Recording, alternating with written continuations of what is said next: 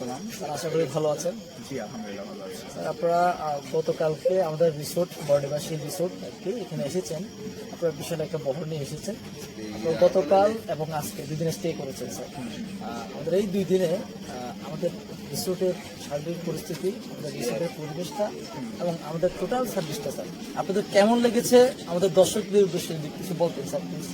আচ্ছা, আসসালামু আলাইকুম। আমি আব্দুল্লাহ মাহমুদ। আমি যশোর বিজ্ঞান ও প্রযুক্তি বিশ্ববিদ্যালয় থেকে মার্কেটিং ডিপার্টমেন্টে 4th বর্ষের শিক্ষার্থীদের নিয়ে একটা ইয়ারের একটা যে ট্যুরের আয়োজন করা হয়, এটা নিয়ে বেসিক্যালি আমরা চিন্তিত ছিলাম যে বান্দরবানে কোথায় থাকা যায় বা কী করা যায়।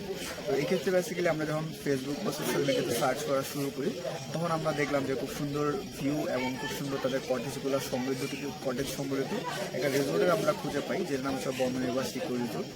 তো এখানে বেসিক্যালি আমরা খোঁজ খবর নেওয়া শুরু করি এবং তাদের যে সোশ্যাল মিডিয়া যে পেজ আছে, এখান থেকে আমরা খবর নিয়ে তাদের সাথে যোগাযোগ করি এবং তারা খুব ভালো একটা, যেহেতু কর্পোরেট একটা ট্যুর, তারা কিছুটা আমাদের ডিসকাউন্টও করে দেয় আমাদের টোটাল প্যাকেজে।